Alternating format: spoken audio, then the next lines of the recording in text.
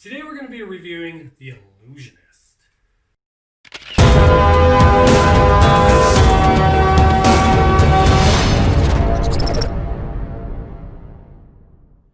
The Illusionist came out in 2005. I know, it's pretty freaking old. Along with another much more prominent film about magicians, The Prestige, also came out in 2005. But both are pretty good films in their own right.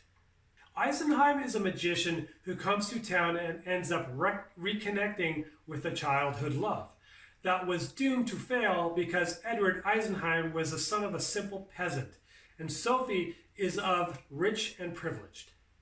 The film has a vintage look to it also. It really works well in this film. It brings out this old-fashioned and mysterious tone that I'm hoping to utilize in one of my films one day.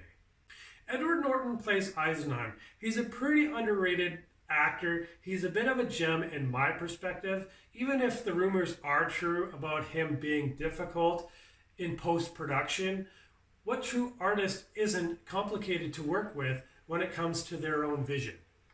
The two reconnect during one of Eisenheim's theater acts, and Jessica Biel plays adult Sophie, a young woman who's in an arranged marriage with a deranged and violent prince who has a corrupt and political plan that involves Sophie at his side. Once the two are able to privately converse, they realize their love for each other remains and decide to run off together. Then a tragic murder takes place with Eisenheim being the front and center. Then the more interesting magic takes place as Eisenheim mourns. The magic throughout this film are unique tricks that I've heard actually took place in that time. The sword and the stone trick and the orange tree trick, but not so much the butterfly and the handkerchief trick. I'm pretty fond of magician films, but not so much what I've seen myself in real life. I've been to a few and they're childlike. With enough research and practice, you can kind of figure this stuff out yourself. So stick to the film aspect of it, I'd say, much more entertaining. There's a certain silent rage with Eisenheim that motivates him to create a magic stunt that receives attention from the local police chief, who works with Rufus Sewell's character, the Crown Prince Leopold.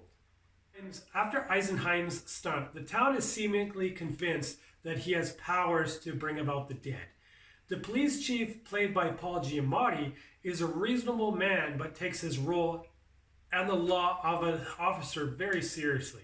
He works for the prince and is tasked to prove Eisenheim is a fraud and a murderer. But he becomes conflicted with the more he witnesses this magic stunt unfold. Giamatti is great in this film, right next to Norton. They give solid performances. Giamatti's character here is a bit similar to his Joe Gould's character in Cinderella Man. He's professional, firm when he needs to be, but only when he's put in a position of moral conflict does he step up and gear towards helping Eisenheim within the restrictions of the law. Rufus Sewell is always a decent bad guy, but he's typecast. I don't know how many times he's been in a role much like this. You'll know what I mean if you ever watched A Knight's Tale, The Order, or Legend of Zorro. The story is good, but the performances are better. The film's last half picks up and is much more interesting than the first half. I'm going to recommend Illusionist. Thanks for watching, and please share. If you agree or disagree, put a comment down below me.